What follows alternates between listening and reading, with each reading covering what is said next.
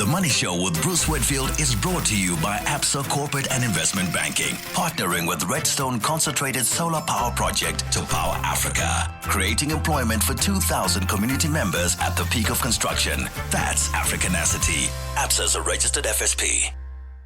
The Money Show. Personal Finance with Warren Ingram. Personal Finance brought to you by Liberty, your financial partner, on however and whenever you picture retirement. You can live it your way. Hashtag in it with you. Liberty Group is an authorised FSP. T's and C's apply. Warren Ingram is an executive director at Galileo Capital. He's a personal financial advisor. Why are we so worried about rising American inflation, Warren? It's probably the biggest risk that investors in America and therefore around the world are worried about to what's going on with the stock market, in the States and everywhere else. Because at the moment, the central bank in America, the Fed, are doing everything they can to keep the U.S. economy going and also keeping the American stock market going. And the way that they do that is with incredibly low interest rates. And at the same time, they're pumping in lots and lots of kind of money into the financial system in America. So the availability of money is vast, and at the same time, interest rates are incredibly low. And both of those conditions are great for stock market investors, for companies themselves that want to borrow at very low rates, for people who want to buy houses and and consume things like cars on debt, etc. All of those are really big beneficiaries of this interest rate environment that we're in at the moment in America. And so what's the big tool that the Fed will use in the States to stop inflation will unfortunately be interest rates. So if they are worried that inflation starts to become an issue, then they're going to need to raise interest rates. And that has a whole lot of knock-on consequences, because all of a sudden, companies can't borrow money as cheaply as they could in the past. Individuals can't, so they'll be spending less. And potentially we see, we see big knock-on effects then in the stock markets and the bond markets. So it is the big scary thing that people are worried about. And it's almost as if, inflation, we've been waiting for inflation to show its face since 2009, when the US Fed started pouring money into the financial system. They poured trillions of dollars into the financial system, and inflation didn't come because there just wasn't the huge demand that drove inflation. Now, this time it feels as if it might be different. Or is it really? This is, I suppose, the great unknown when it comes to what's happening in financial markets at the moment. And that's why I think everybody is as apprehensive as they are. I don't want to use the word scared. I think apprehensive is better. Yep. And I think also just to understand that all of our economics textbooks weren't written for the situation we face today. And so all of us are watching this and saying, this was really, started by a big gamble by Ben Bernanke. And it looked like it worked out very well. And so this inflation fear, it didn't materialize after the great financial crisis. The Chinese would call it the Great American Crisis. And so the inflation fear went away, and I think largely because Americans can export a lot of their manufacture to places like China and other parts of the world. And so as long as they're able to do that, then the rising labor prices in America are just not a factor, because if labor prices rise, Americans just export their manufacture more. And now the reason why there is a fear that this might not be the same this time around is this move to manufacture more in America, which was started by Trump and certainly being accelerated by Biden, means that companies will be less inclined to export. And then, export their manufacture. And then the other big thing is that we saw in lockdown last year that pretty much everything in the world at some point, if it's manufactured, somewhere along the line, something that is needed in the manufacture of whether it's a car or a computer or a cell phone has to go through Wuhan. And so, what people have realized with their big supply chains and their big sort of manufacturing networks is that they're not as diversified as everyone thought.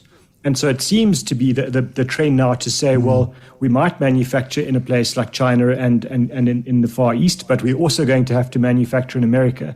And that might cause this labor inflation to start rising again. And rising inflation is a scary thing because it's like a snowball going down a hill. Initially, it doesn't seem to be too much of an issue.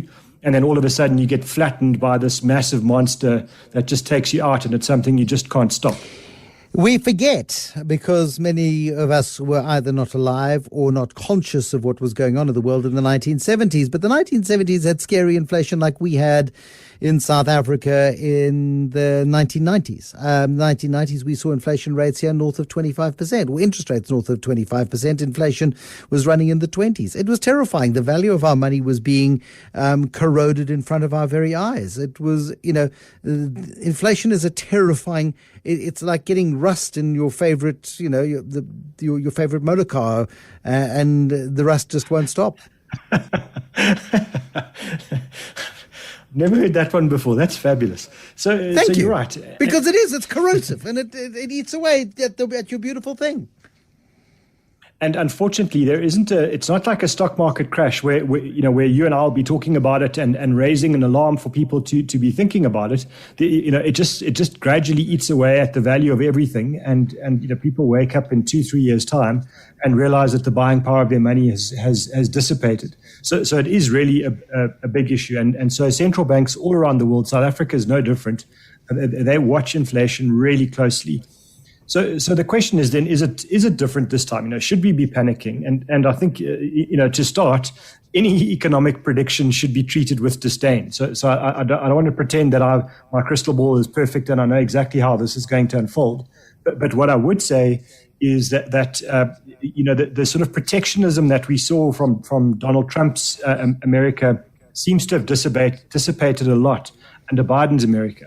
And that's a very big protection to kind of runaway inflation, because if countries are more inclined to stay in this sort of globalized world and to trade with each other and to manufacture around the world and to then potentially outsource parts of their manufacture to different countries around the world, not just all in China, of course, then the potential for runaway inflation just is not as great as it would have been when as you say, in the 70s, America was much more protectionist then, and they were all about kind of looking after their own economy first, and that causes a lot of fear and potentially then it creates a hothouse of inflation. So I think that we are a little bit protected just because of this globalization trend. So we need to see that continues. And secondly, I think the Chinese, if they are the big manufacturing sector of the world, and we see that they go into a kind of inflation bubble. The one difference between China and the US in terms of the two major economies is that the Chinese government will simply change the laws. They'll just simply change the rules of the game to make sure that they control inflation. And they've got many more levers than the American government has to sort this out. So I think that, I'm not saying that they'll come up with the most productive levers always, but the point is they've got more levers. And so I think that we would see inflation dissipating much more quickly than we've seen in the past. But it is something that's of concern. And I think also for stock market investors, it's not necessarily that inflation arises and then causes the problem. It's actually that people anticipate and try and second guess when inflation is going to arise. And then all of a sudden we see markets fall over. And I think that's what we've seen in the last couple of weeks. People are saying, wow, look at the inflation rates in March and look at April and potentially May. And they're forgetting that prices collapsed a year ago. So looking at the change in prices from April 2020 to April 2021 is silly because prices literally hit a wall. The economy just stopped a year ago. So tell me what we should be doing, Warren. I don't think that you're buying that the inflation boogeyman is here just yet. He's maybe waking up a little bit, but he's not yet sort of coming out from under the bed and rampaging through the china cupboard in the house. He is potentially waking up, but we shouldn't be too frightened of the damage he can cause just yet. No, I agree, and I think using your rust analogy, it's far too soon to throw the car away. Because you see one little brown spot somewhere.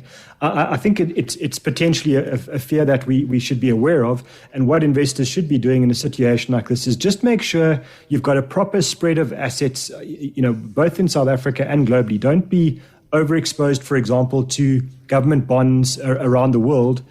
Because if interest rates do rise, then that will hurt the price of government bonds, and that will be bad for investors.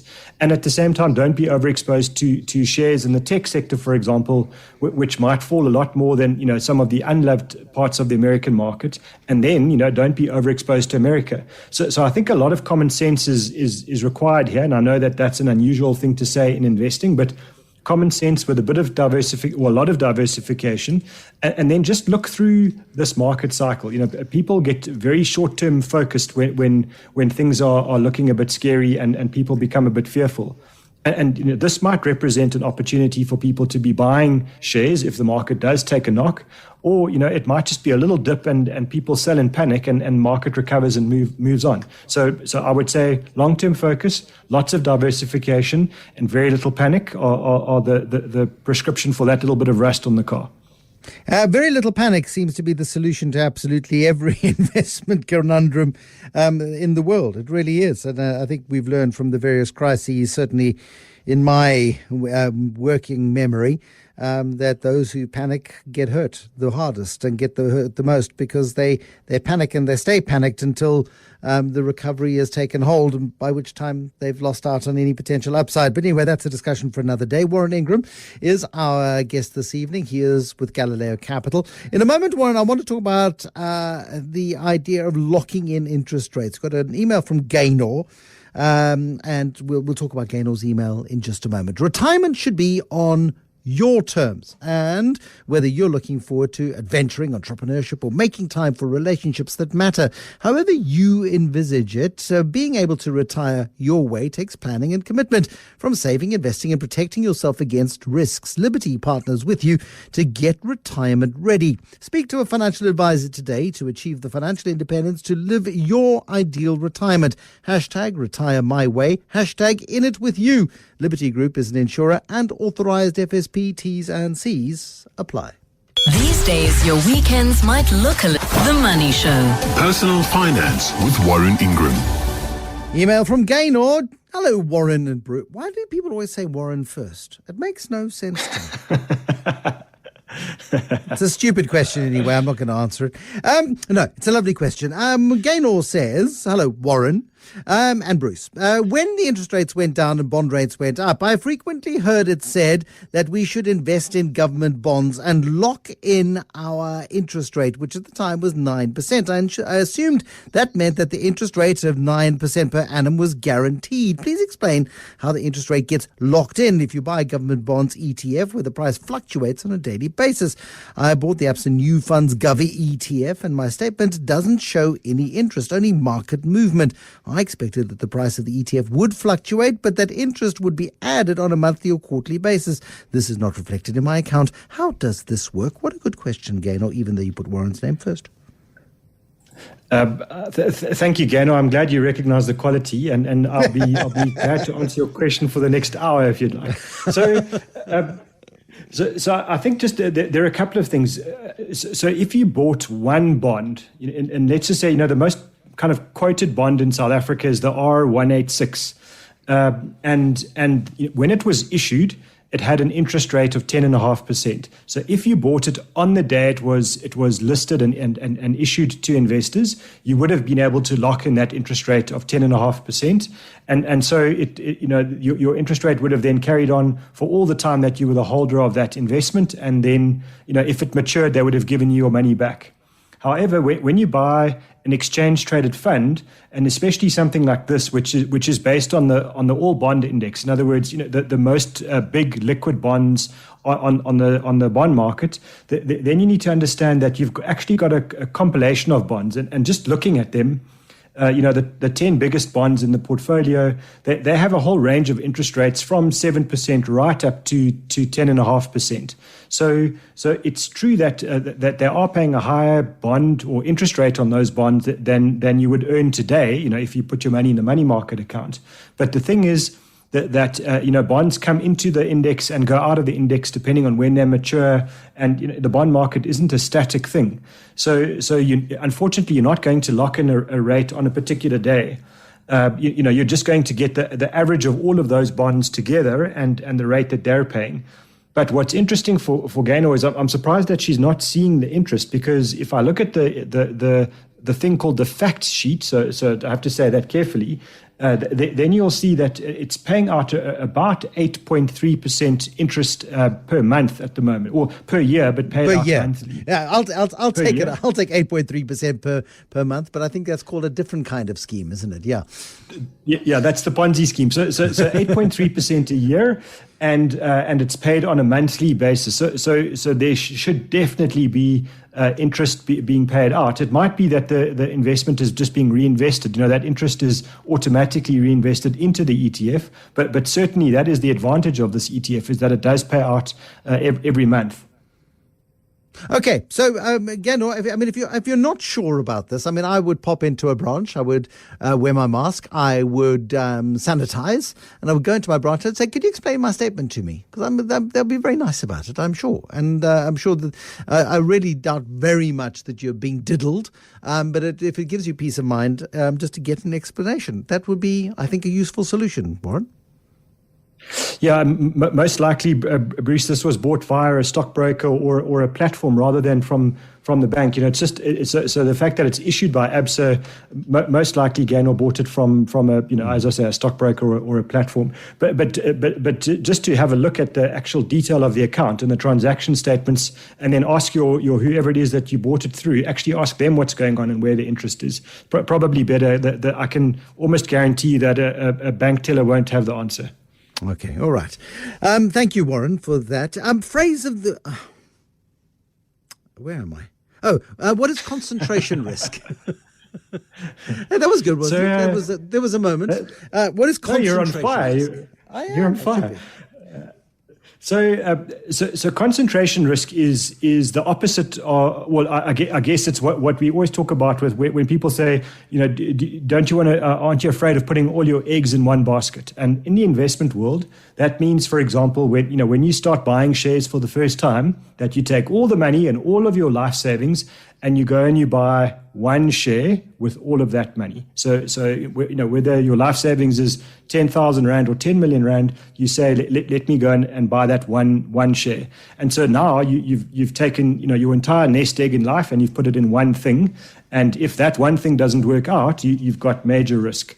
So it applies to any kind of investment market. So it could be, for example, people say, well, let me do buy-to-let properties, residential properties, which might make sense, but that means that you own one asset. So, for example, let's say you believe that it's the right thing to do in Cape Town. What that means is you've bought only one type of asset, which is property, in one city, in one country in the world, and that's concentration risk. So the antidote to concentration risk is make sure that you actually spread your investments across different types of assets and then in different kinds of countries as well, to make sure that you don't have all your eggs in that one proverbial basket. Fabulous. Thank you. Warren Ingram from Galileo Capital. He's a financial advisor and a director at Galileo Capital. The Money Show with Bruce Whitfield was brought to you by Absa Corporate and Investment Banking, partnering to power Africa. That's Africanacity. Absa is a registered FSP.